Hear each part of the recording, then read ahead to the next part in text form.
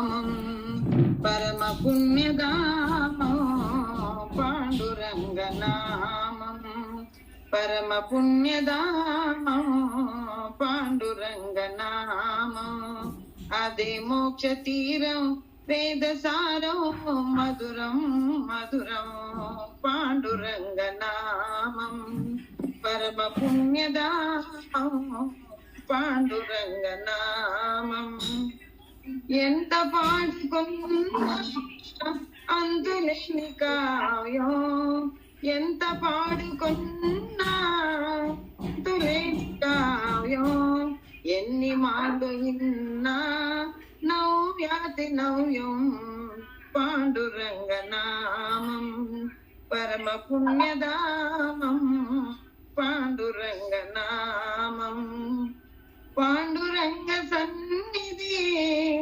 మాసిపోని పెన్నిది పాండురంగ సన్నిధి మాసిపోని పెన్నిది ప్రభు కరుణలేనిదే జగతి నేమి ఉన్నది పాండురంగ నామం పరమ పుణ్యధామం పాండురంగ నామం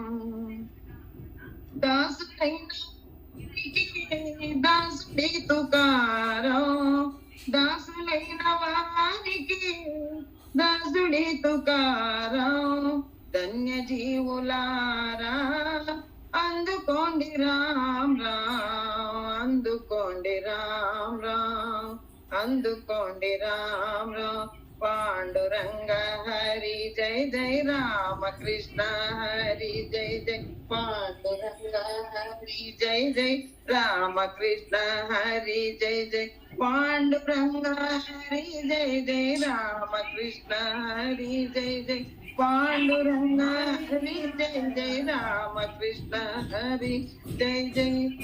మనము ఇందులో సాంగ్ లో మనము మేడం మ్యూట్ చేసుకోండి ఎవరు.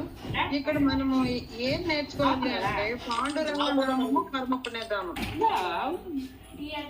హలో, పాండురంగ నామము పరమ పుణ్యధామం. ఇప్పుడు మనం ఏదనుకున్నాం, ఏ దేవుణ్ణి ఎవరు ఏది మర్చిపోతున్నారో అది అనేటటువంటిది మనలో మన హృదయములో ఉన్నటువంటి పుణ్యధామం. ధామం అంటే నివాసిస్తున్నటువంటి స్థలము, నివసిస్తున్నటువంటి స్థలం కనుక దీన్ని పాండురంగుని యొక్క నివాస స్థలము అని మనము అనుకుంటున్నాం అన్నమాట. ఇక్కడ మనం ఏం నేర్చుకోవాలి దీని నుంచి అంటే ఎప్పుడు కూడా మనలోనే ఉంటాడు పరమాత్ముడు. అతనిని మనము తెలుసుకోవడమే దాని యొక్క మనం అనుకుంటున్నాం కదా మోక్ష తీరానికి సాధనం ఏంటి అంటే మనలో ఉన్నటువంటి పరమాత్మని మనం ఎప్పుడైతే గ్రహిస్తామో తెలుసుకుంటామో మనొక్కరిలోనే కాదు మన ఎదురుగా మన చుట్టూరు ఎవరున్నా కూడా వాళ్ళలో అందరిలో కూడా ఇదే పరమాత్ముడు ఉన్నాడని మనం ఎప్పుడైతే భావిస్తామో ఈ విధంగా మనం ఎప్పుడైతే తెలుసుకొని తలుచుకుంటూ ఉంటామో అదే మోక్షమునకు దారి అని చెప్తున్నాడు. అలా కాకుండా ఏం చెప్తున్నాడు, ఎంత పాడుకున్నా అంతులేని కావ్యం. కావ్యం అంటున్నాం. కావ్యం అంటే ఏంటి? ఇప్పుడు రామాయణం మహాకావ్యం అంటాము, భాగవతం కావ్యం అంటున్నాము. అవన్నీ ఎందుకు కావ్యాలుగా మారినాయి? ఎందుకు అంటే వాళ్ళు మనకు చూపినటువంటి ఆ మార్గాలు, వాళ్ళు నడిచినటువంటి ఆ కష్టమైనటువంటి మార్గాన్ని సులభముగా ఎలా మార్చుకున్నారో అలా మనము కూడాను మార్చుకోవాలి, మన దారిని అలా మలుచుకోవాలి అన్నటువంటి విషయాన్ని మనకి ఇక్కడ చెప్తున్నారు అన్నమాట.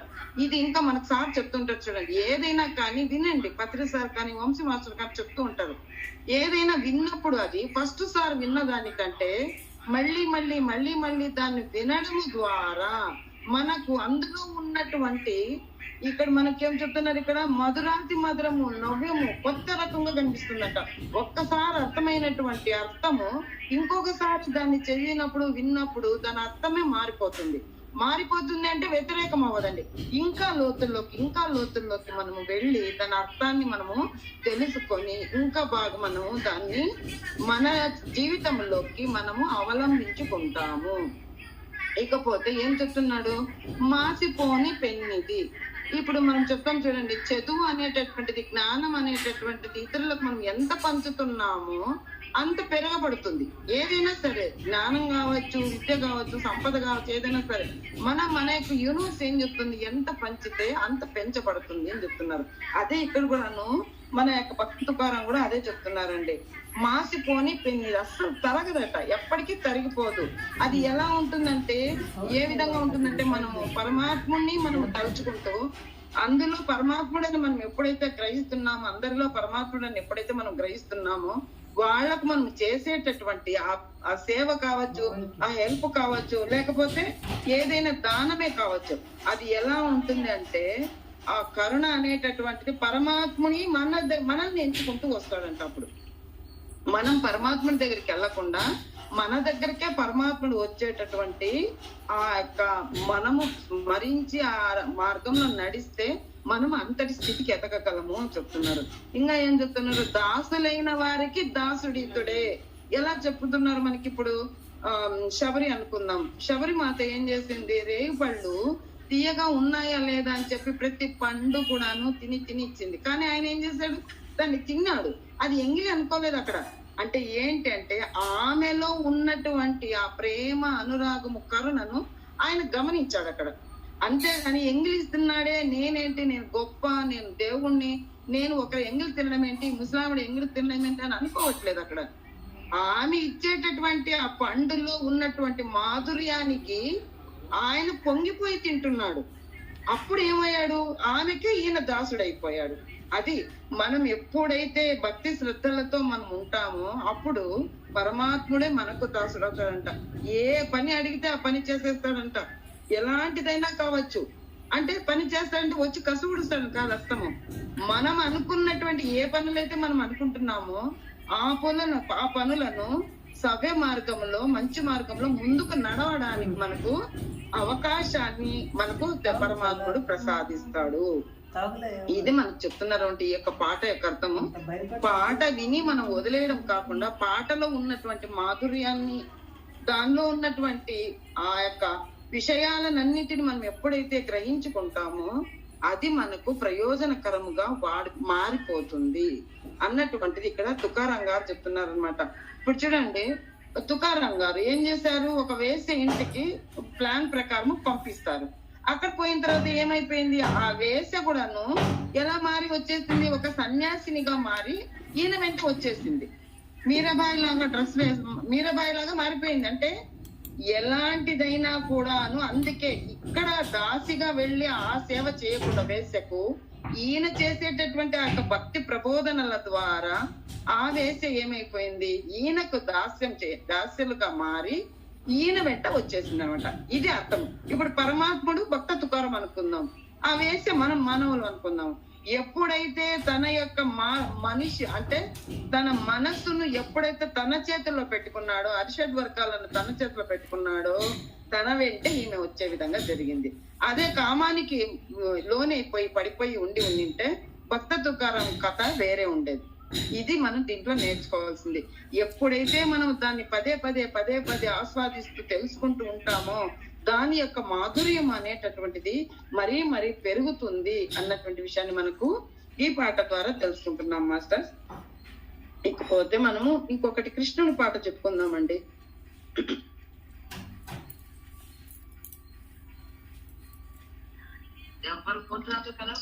రోగింది వీణ పదే పదే హృదయాలలో ఆదివ్య రాగం అనురాగమై సాగిందిలే,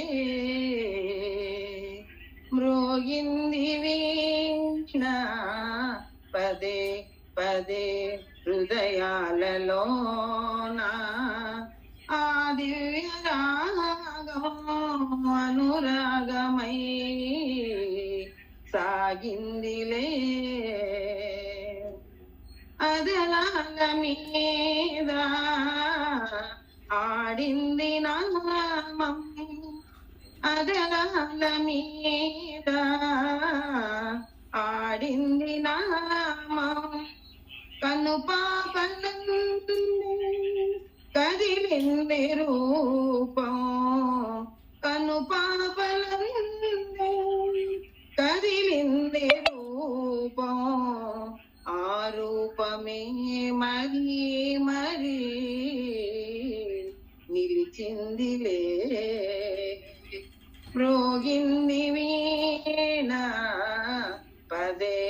పదే హృదయాలలోన ఆ దివ్య అనురాగమై సాగిందిలే. సిరిమల్లె పువ్వు కురిసింది నవ్వు నెలరాజు వేసింది బంధం నెలరాజు వేసింది బంధం ఆ బంధమే మరి మరి ఆనందమే మ్రోగింది వీణ పదే పదే హృదయాలలో ఆ దివ్య రాగం అనురాగమై సాగిందిలే. చూడండి, ఇందులో ఎంతటి అర్థం దాగి ఉంది, ఎంతటి ప్రేమ దాగి ఉంది, ఒక్కసారి మనం గమనిద్దాం మాస్టర్స్. మ్రోగింది వీణ పదే పదే హృదయాలలోన. ఇది హృదయాలలో మన వీణ ఉందా అని మనం ఆలోచన చేసేది కాదు. మనము ఏదైతే మనసులో మంచిగా అనుకుంటూ ఉంటామో, ఇది మంచి ఒక దేవుని నామస్మరణ చేసామనుకోండి, దాన్నే పదే పదే మనం నిలిపేసినప్పుడను మనలో ఉన్నటువంటి ఏదైతే ఉన్నాయో అణువు కూడాను పదే పదే దాన్ని స్మరిస్తూనే ఉంటుంది. ఒక్కసారి ట్రై చేయండి, ఒక 20 times 50 times ఒక్కసారి ఏదైనా నామాన్ని మనం జపిస్తూ కూర్చున్నామంటే మనం నిలిపినా కూడా మనలోని అణువు అదే నామాన్ని జపిస్తూ ఉంటుంది అనమాట. ఇదనమాట, అది పదే పదే ఆ దివ్య రాగమై సాగిందిలే. ఎలా సాగుతుంది? అప్పుడు మనలో ఉన్నటువంటి ఆలోచనలన్నింటినీ కూడాను మనము అది కట్ చేసి అటువైపే మళ్ళిస్తుంది, మంచి వైపే మళ్ళిస్తుంది. మన యొక్క సాధన అనేటటువంటి దాన్ని ఎటువంటి అడ్డంకాలు లేకుండా సాగడానికి అవకాశాన్ని ప్రసాదిస్తుంది అనమాట. ఇది ఆ విధంగా ఉండేటటువంటి ఆ అణువులో రోగేటటువంటి ఆ పదము, ఆ యొక్క నామస్మరణ ఏదైతే ఉంటుందో అది మనకు కంటిన్యూ అవుతుంది. ఎలా అవుతుందంటే పక్కదారి తప్పించకుండా మనలోనే ఉండిపోతుంది. ఇంకా ఏం చెప్తున్నారు ఇక్కడ? అధరాల మీద ఆడింది నామం. మనము పైనే మనం దాన్ని స్మరించుకున్నామంటే మనం ఇప్పుడు చెప్పుకున్న అవకాశం మనకు ఉండదండి. ఆ స్మరణ అనేటటువంటిది నిమగ్నం అయిపోయి ఏ ఆలోచన లేకుండా పూర్తిగా అందులోనే నిమగ్నమై మనము చెప్పుకున్నప్పుడే లోపల ఉన్నటువంటి ప్రతి అణువు కణము కూడాను ఆ నామాన్ని పలుకుతూ ఉంటుందన్నమాట. అది చెప్పడం. ఏదైనా అదొకటే కాదు, పదం అనేటటువంటిదే కాదు, ఏదైనా మనము ఒకరితో మాట్లాడేటప్పుడు ప్రేమతో మాట్లాడదామని అనుకున్నాము, పైనే చూపించుకొని పై నవ్వులతో చూపించి వాళ్ళ ప్రేమను పంచడం కాదు, లోపల నుంచి రావాలి. ఆ ప్రేమ అనేటటువంటిది, కరుణ దయ అనేటటువంటిది లోపల నుంచి కూడా ఉండాలి. అంటే బాహ్యములోన అంతర్లోన రెండిట్లో కూడాను అదే ఉండాలి. బయట మాత్రమే అందరికి మంచిగా ఉండి లోపల చెడు అనేటటువంటి భావనలో ఉంటే మాత్రము ఇది జరగదు అని చెప్తున్నాడు. ఇంకా ఎందుకు ఒక్కసారి మనము ఊహించుకోండి, పరమాత్ముని దర్శనం అనేటటువంటిది మనకు ధ్యానంలో కావచ్చు, కళలో కావచ్చు, ఒక్కసారి మనకు పరమాత్ముడే కావచ్చు, ఏదైనా ఒకటి మనకు కనపడింది అనుకోండి, అది మనం మర్చిపోలేము. ఎందువల్ల మర్చిపోము అంటే అది మనకు హత్తుకుపోయింది లోపలికి. లోపల ఉన్నటువంటి శరీరం లోపల నుంచి కూడా వచ్చినటువంటి ఆ యొక్క సీన్ ఏదైతే మనకు కనపడిందో అది మనం మరవలేమన్నమాట. అది కళ్ళు మూసుకున్నా అదే, కళ్ళు తెచ్చుకున్నా అదే మనకు కనిపిస్తూ ఉంటుంది. అది చెప్తున్నానంట, కళ్ళు పాపలందే కదిలింది రూపం. ఎలాంటి రూపము? నువ్వు ఏదైతే భావించుకున్నావో, మంచి భావించుకుంటే మంచి, చెడు భావించుకుంటే చెడు, అది మళ్ళీ మన ముందు అలాగే నిలిచిపోతుంది. ఇప్పుడు మనకు ఎవరికైనా అనుభవం వచ్చిందంటే చెప్తాం, నువ్వు మంచి బాధలో ఉన్నప్పుడు నీకు అనుభవం వచ్చింది కదా, ఆ అనుభవాన్ని మళ్ళీ కళ్ళు మూసుకొని గుర్తు తెచ్చుకోండి. అప్పుడు మీ మనసు ప్రశాంతతగా ఉంటూ మీరు ఏదైతే ఒక కష్టకాలంలో ఉన్నారో లేదా ఏదైనా ఒక సమస్యలో ఉంటే ఆ సమస్య అనేటటువంటిది ఎలా తీరాలి, ఎలా తీర్చుకోవాలి అనేటటువంటిది మార్గము కూడా మనకు అదే సూచిస్తుంది. ఎప్పుడు లోపల బయట ఒకే రకంగా ఉంటే, ప్రశాంతంగా ఉండి మౌనంగా ఉండి ఏదైతే మనం భావించుకుంటూ మంచి విషయాలను భావించుకుంటూ ఉన్నామో అది మనకు అలాగే ఉంటుంది అని చెప్తున్నారు. ఇకపోతే చెప్తుంది చూడండి, సిరిమల్లె పువ్వు ఏం చేస్తుంది? కురిసింది పువ్వు ఎలా నవ్వు కురిపిస్తుంది అంటే నిజంగా మన పువ్వులు ఏమన్నా నవ్వు కురిపిస్తాయా? కానీ ఆ పువ్వును చూడగానే మన మనసు అనేటటువంటిది అటువైపు పరిగెడుతుంది. ఆ ఆనందము అనేటటువంటిది, ఆ సంతోషము అనేటటువంటిది అదంతకదే మనకు కల్పిస్తుంది అనమాట. అది ఇక్కడ చెప్తున్నారు అనమాట. సిరిమల్లె పువ్వు కురిసింది నవ్వు, నెలరాజన్న వేసింది మనం. ఇక్కడ చూడండి, మనం ఎప్పుడైనా కానీ పౌర్ణమి గడియాలలో మనం ఎలా ఉంటుంది మన మనసు అంటే ఆ కాస్మిక్ ఎనర్జీ అనేటటువంటిది విపరీతంగా కురిపిస్తూ ఉంటాడు. చంద్రుడు కావచ్చు, యూనివర్స్ కావచ్చు, నక్షత్రాలు, ఏదైనా ప్రతి ఒక్కరు కూడా మానవులు ఒక్కటి తప్ప ప్రతి ఒక్క లోకంలో ప్రతి ఒక్కరు కూడాను మనకు హెల్ప్ చేసేటటువంటి వాళ్ళే. ప్రతి సెకండ్ కూడా వీళ్ళని ఎప్పుడు మనము ఉన్నత స్థితిలోకి తీసుకెళ్దామా, వీళ్ళని ఎప్పుడు మనం భక్తి మార్గంలోకి తీసుకెళ్దామా, వీళ్ళకు మంచి కల్పిస్తామా అనే భావనలోనే ఉంటారు చూడండి. అది మనం నేర్చుకోవాలి. ఇక్కడ అందరిలో నుండి మనం నేర్చుకోవాల్సింది ఏంటి అంటే వాటిని గురించి మనం నేర్చుకోవాల్సింది ఇదే. అందరికీ కూడా మనము మంచిని అందించాలి అనేటటువంటి భావనలో వాటిని అనుకరించమని మనకి ఇక్కడ చెప్తున్నారు మాస్టర్. అదే చూడండి, ఆ అందము అనేటటువంటి ఈ యొక్క బంధం ఎలా ఉంటుంది? మల్లెపూలు పెట్టుకొని ఆ వెన్నెల్లో ఉన్నప్పుడు మన మనసు ఎలా వికసిస్తూ ఉంటుంది, ఆ ఆనందముతో అసలు ఉప్పొంగిపోతూ ఉంటుంది తెలియకుండానే. అంటే ఈ పుష్పము అనేటటువంటిది తనలో ఉన్నటువంటి సుగంధాన్ని తను ఉంచుకోదు ఎప్పుడు కూడా. తను నాకే కావాలి, నాకే సొంతం అనుకుంటుందా? లేదండి. కొంత దూరం వరకు కూడా తన యొక్క సుగంధాన్ని పరిమళింపజేస్తూ అందరికీ వెదజల్లుతూ ఉంటుంది. ఒక పువ్వే అందరికీ సహాయపడి తన యొక్క సుగంధాన్ని వెదజల్లి వారి యొక్క మనసును ఆహ్లాదపరుస్తుంది అంటే మనము మానవులమై ఉండి జ్ఞానము తెలుసుకొని ఈ మార్గంలో ఉన్నప్పుడు మనం ఇంకెలా ఉండాలి అన్నటువంటిది మనం ఊహించుకోవాలి మాస్టర్స్. ఈ యొక్క మాటల ద్వారా సిరిమల్లె పువ్వు ఎలాగైతే వాళ్ళు వీళ్ళు అది ఇది అనకుండా ఎలాగైతే మంచిని ఆ వాసన అనేటటువంటి దాన్ని వెదజల్లుతుందో అలాగే మనము భేద అభిప్రాయాలు అనేటటువంటి ఉంచుకోకుండా అందరి మీద కూడాను ప్రేమ అనేటటువంటి దాన్ని ఒకే రకంగా ఉంచుకోవాలి.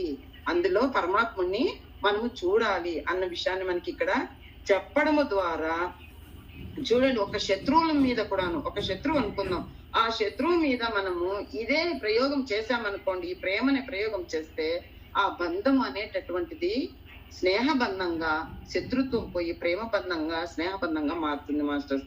ఇది మనం దీని నుంచి నేర్చుకోవాలి. పువ్వు ఎక్కడ, మల్లె పువ్వు ఎక్కడ భూలోకంలో ఉంటుంది, చంద్రుడు ఎక్కడ పైన ఉంటాడు. ఆ వాసన వెన్నెల అనేటటువంటి మనల్ని ఏం చేస్తున్నాయి, మంచి ఆహ్లాదకరమైనటువంటి స్థితిలోకి మనల్ని తీసుకెళ్తూ ఉంటుంది. అది నేర్చుకోవాలి మనం. మన శత్రువులు కానీ వేరే వాళ్ళు కానీ మనం ఏదైతే వాళ్ళ మీద అంటే ఇప్పుడు చాడీలు చెప్తామంటున్నా, నో జడ్జిమెంట్ నో కామెంట్ అంటాం కదా, అదే విధంగా ఎప్పుడైతే వాళ్ళ పరంగా మనం ఆలోచన చేస్తే ఆ శత్రుత్వం అనేటటువంటిది మిత్రుత్వంగా మనము మార్చుకోవచ్చు అని ఈ సాంగ్ లో ఉన్నటువంటి అర్థం మాస్టర్స్ నాకు తెలిసింది తెలిపాను. Thank you masters, thank you.